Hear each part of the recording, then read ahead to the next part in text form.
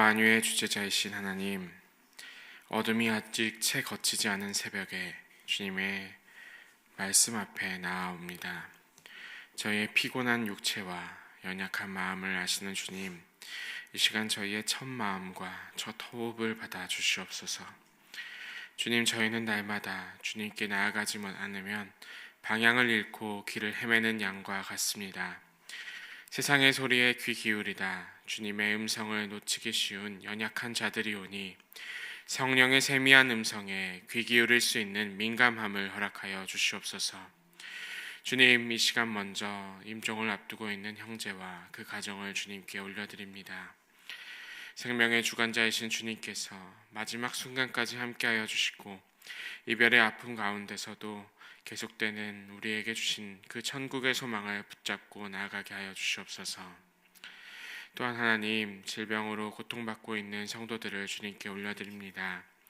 암과 싸우고 있는 이들, 수술을 앞두고 있는 이들, 오랜 병고에 지친 이들의 몸과 마음을 치유하여 주시고 회복의 은혜를 풍성히 부어 주시옵소서.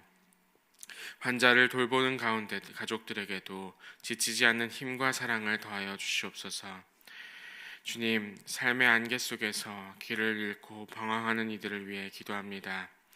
미래가 보이지 않는 불확실함과 두려움 속에 있는 자들에게 빛을 비추시고 한 걸음 한 걸음 인도하시는 주님의 손길을 경험하게 하여 주시옵소서. 실패와 좌절로 인해 상처받은 마음들을 주님의 사랑으로 감싸 안아주시고 그 아픔이 주님을 더 깊이 알아가는 계기가 되게 하여 주시옵소서. 안개는 잠시 있다 사라지나 주님의 신실하심은 영원함을 기억하게 하여 주시옵소서. 또한 주님, 세상은 어지럽고 혼란하오나 주님은 여전히 이 땅을 다스리시는 분이심을 믿습니다. 평화를 허락하여 주시고 거짓과 불의를 깨뜨리시며 참 빛으로 어둠을 물리치시는 주님의 손길이 임하게 하여 주시옵소서. 하나님, 우리의 각자의 몫을 각자의 자리에서 감당할 수 있게 하여 주시고 이 어려움 속에서도 주님의 임재를 경험하며 담대히 소망을 붙잡고 나아가게 하여 주시옵소서. 오늘 이 시간 말씀을 통해 주님께서 말씀하여 주시고 저희의 시선의 끝에 주님이 계시고 우리의 눈빛과 표정 속에 하나님의 사랑이 묻어나올 수 있도록 함께하여 주시옵소서. 오늘 하루도 주님께서 동행하실 것을 믿사오며 예수 그리스도의 이름으로 기도드립니다. 아멘. 네, 오늘 우리에게 주시는 하나님의 말씀은 누가복음 13장 1절에서 17절의 말씀입니다. 누가복음 13장 1절에서 17절의 말씀을 저와 여러분이 교독하시도록 하겠습니다. 그때 마침 두어 사람이 와서 빌라도가 어떤 갈릴리 사람들의 피를 그들의 제물에 섞은 일로 예수께 아뢰니 대답하여 이르시되 너희는 이 갈릴리 사람들이 이같이 해 받음으로 다른 모든 갈릴리 사람보다 죄가 더 있는 줄 아느냐. 너희에게 이르노니 아니라 너희도 만일 회개하지 아니하면 다 이와 같이 망하리라. 또 실로암에서 망대가 무너져 사람이 예루살렘에 거한 다른 모든 사람보다 죄가 더 있는 줄 아느냐. 너희에게 이르노니 아니라 너희도 만일 회개하지 아니하면 다 이와 같이 망하리라.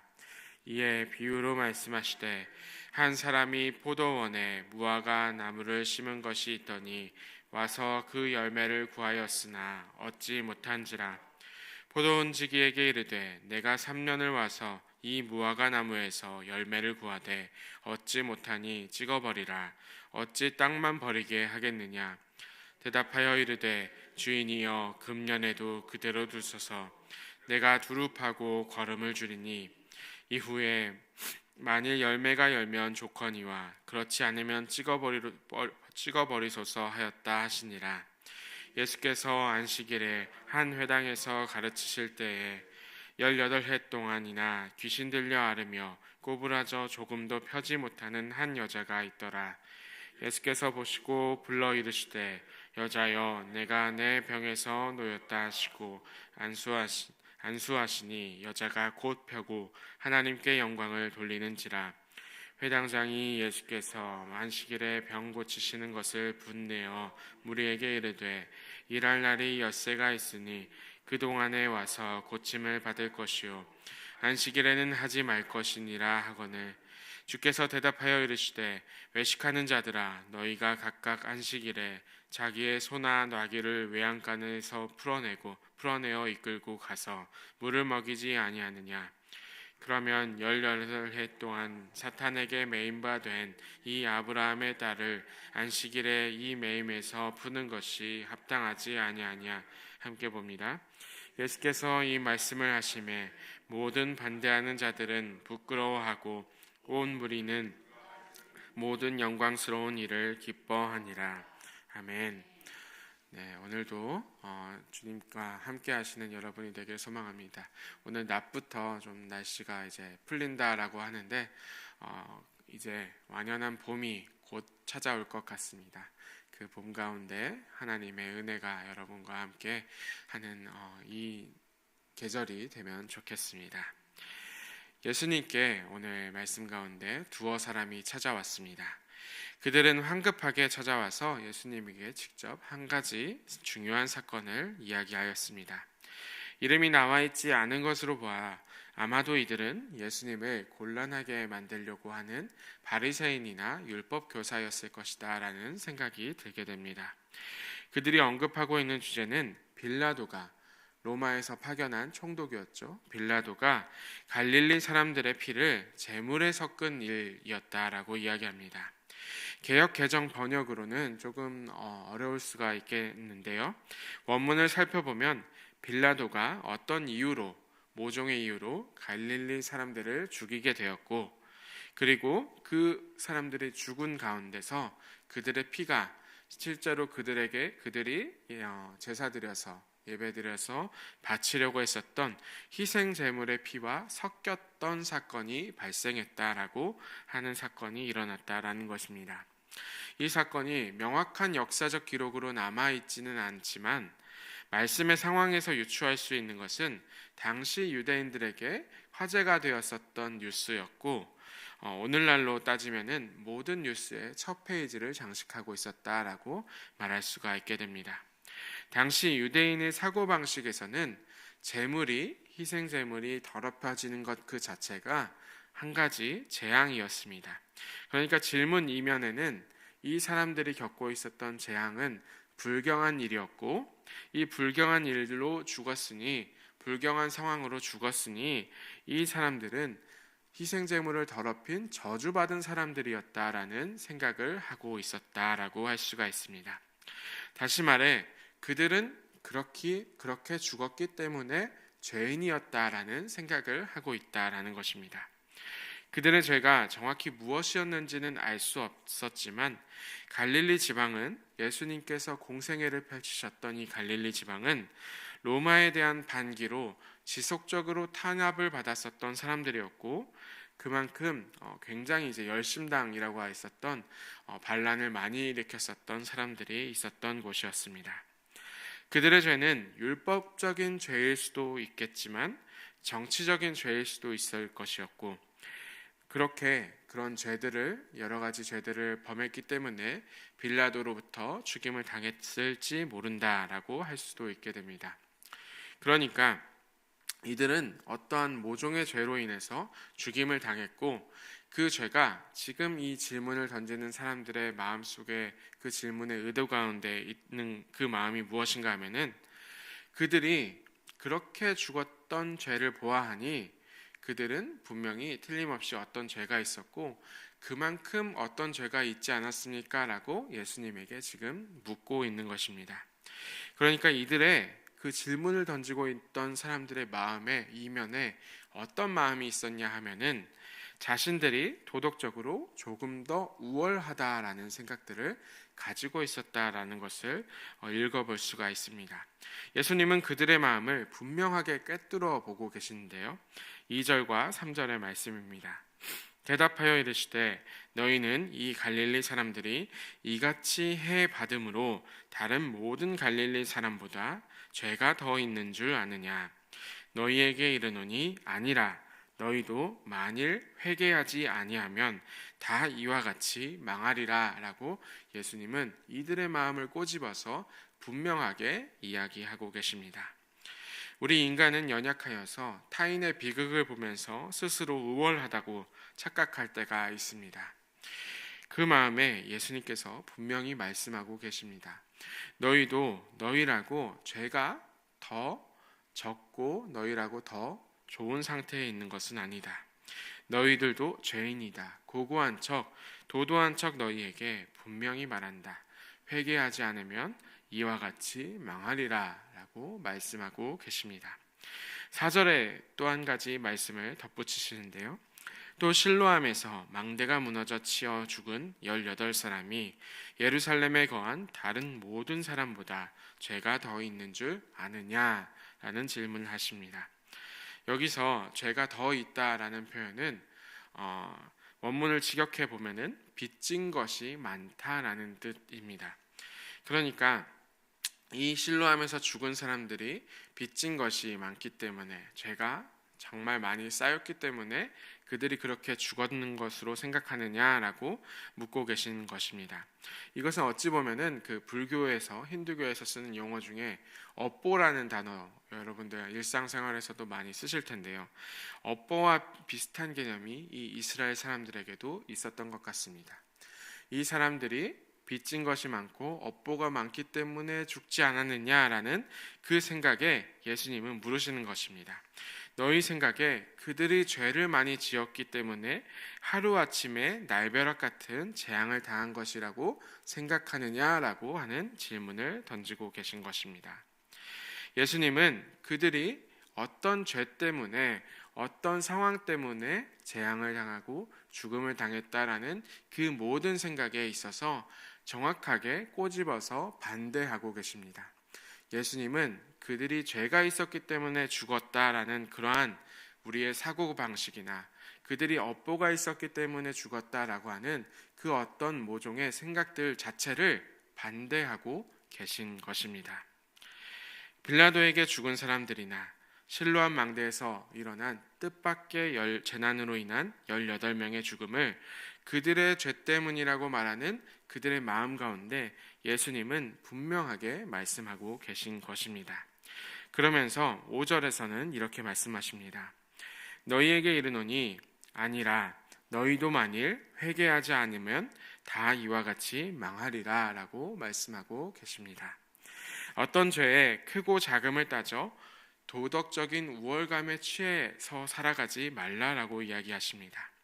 그들의 상황이나 시기에 상관없이 결국 우리는 모두 동일한 죄인이며 우리가 이대로 맞이할 수밖에 없는 것은 결국에는 죽음이다라고 말씀하고 계신 것입니다. 그래서 우리가 해야 할 것이 무엇이냐라고 말씀하신다면 그것은 올바른 회개라고 말씀하고 계십니다. 누군가의 죄를 탓하고 그들보다 나은 상황에 있다라고 내 상황을 바라보면서 내 모습에 취해 있지 말고 하나님 앞에 나로서 먼저 다가가서 하나님 앞에 분명하게 회개해야 한다라고 예수님께서 말씀하고 계신 것입니다.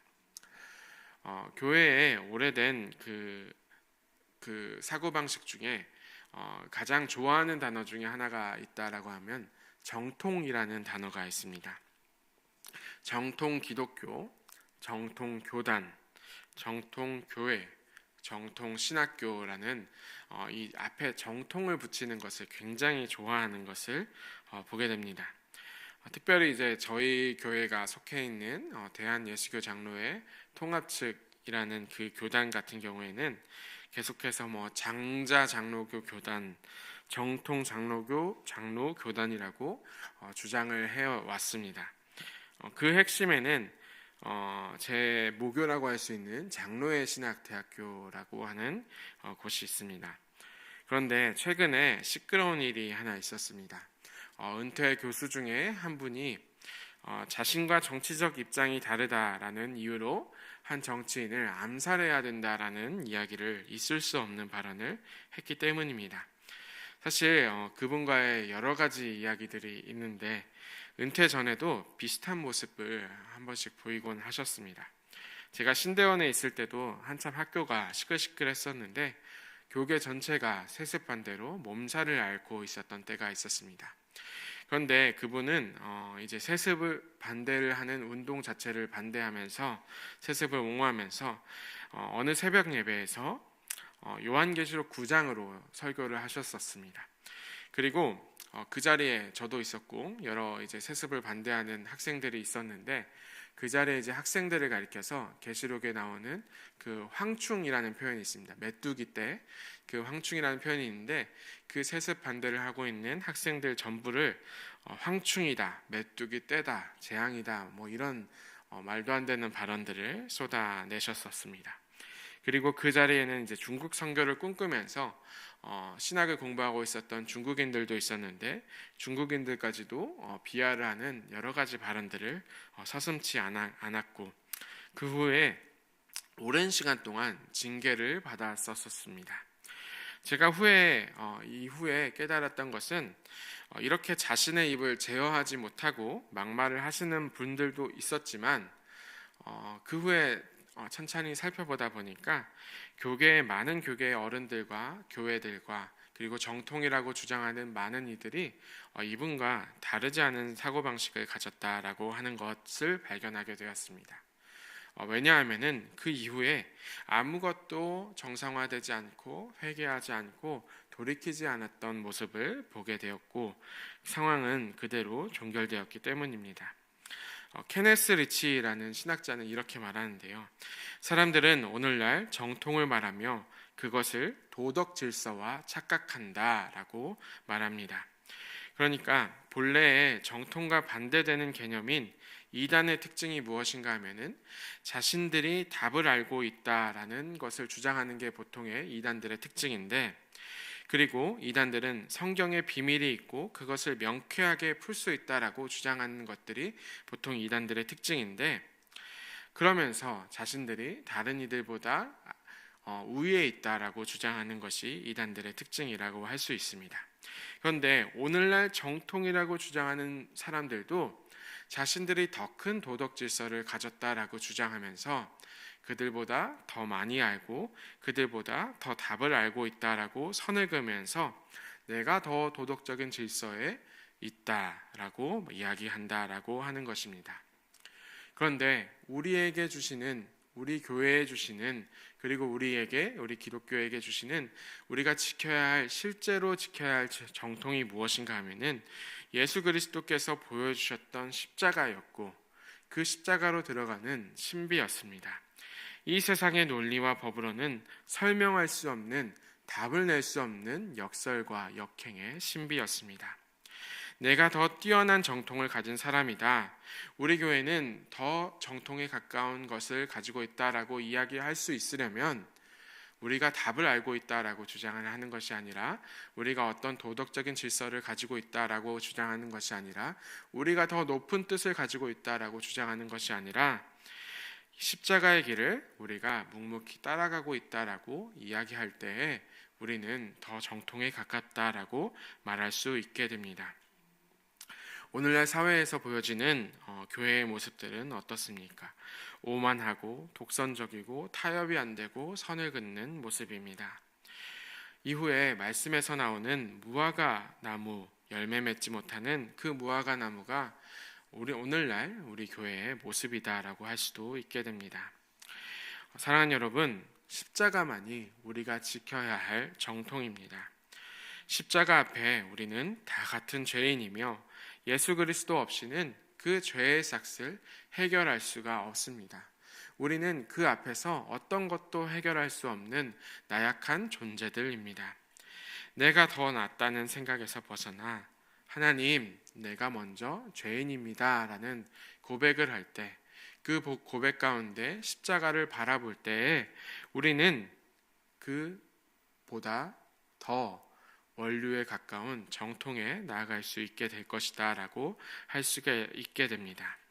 우리가 어떤 도덕 질서에 우위를 가지고 있는 것이 아니라 하나님 앞에 더 낮은 자로 회개하는 마음으로 나아갈 때, 죄인이라는 것을 고백할 때 우리는 하나님과 더 가까워질 것이고, 그리고 더욱더 열매 맺는 삶을 살게 될 것이고, 이후에 말씀에서 나오는 그 하나님 나라에 들어갈 수 있게 되는 것입니다. 오늘 말씀 2절과 4절에서 죄의 원문은 하마르톨로이 오페일레타이라는 헬라어로 되어 있는데 이 말씀은 동일한 이 세트로 다른 곳에 언급이 되어 있습니다. 그 말씀을 저와 여러분이 한 목소리로 읽으면서 설교를 마치고자 합니다. 함께 이 마태복음 6장 12절에서 13절의 말씀을 읽도록 하겠습니다. 우리가 우리에게 죄 지은 자를 사하여 준 것 같이 우리 죄를 사하여 주시옵고 우리를 시험에 들게 하지 마시옵고 다만 악에서 구하시옵소서. 나라와 권세와 영광이 아버지께 영원히 있사옵나이다. 아멘. 함께 기도하겠습니다. 하나님 아버지, 오늘 누가복음을 통해서 주신 말씀에 감사드립니다. 우리가 다른 이들의 불행이나 고통을 보며 그들의 죄를 판단하고 우리 자신이 더 의롭다고 착각했었던 그 모든 마음들과 순간들을 용서하여 주시옵소서. 빌라도에게 중임당한 갈릴리 사람들이나 실로암 망대에서 떨어져 죽은 18사람처럼 세상의 모든 고통과 재앙이 특별한 죄의 결과라고 생각하지 않고 죄 앞에서 우리는 먼저 우리 자신을 내려놓고 회개할 수 있게 하여 주시옵소서. 그 십자가 앞에 동일한 죄인임을 고백하며 우리가 정통이라는 이름으로 스스로를 높이고 판단했던 그 모든 교만을 내려놓게 하여 주시옵소서. 하나님, 우리가 주님 앞에 겸손한 마음으로 나아갈 수 있는 이 사순절의 시기를 겪게 하여 주시고 하나님 앞에 계속해서 나아갈 때에 우리가 우리에게 죄 지은 자를 용서하여 준 것 같이 우리의 죄를 사하여 주시고 우리를 시험에 들게 하지 마시는 그 악에서 구하시는 주님의 그 구원의 역사를 놀랍게 경험하는 그 신비로 나아갈 수 있게 하여 주시옵소서. 주님, 그러한 하루 되길 수 있도록 주님 도와주시옵소서. 감사드리며 예수 그리스도의 이름으로 기도드립니다. 아멘. 함께 기도하시도록 하겠습니다.